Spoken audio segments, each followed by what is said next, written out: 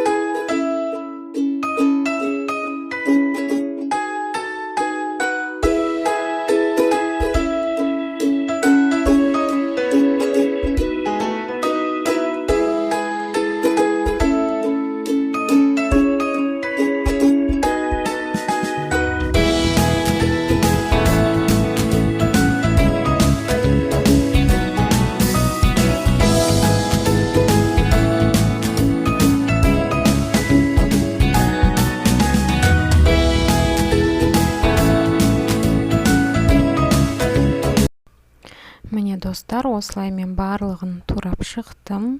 Енді бізге айранға қайнатылған мұздай су қосу керек. Соны араластырып, окрошкаға құямыз.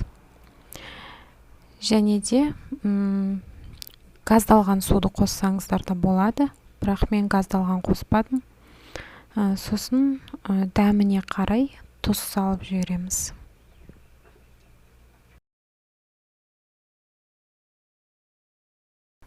Және мен кішкене қою майлы айран қосып жібердім.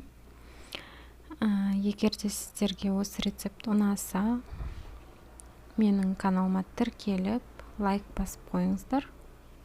Соңына дейін қарағандарыңыз үшін рахмет. Ас болсын, жасап көріңіздер.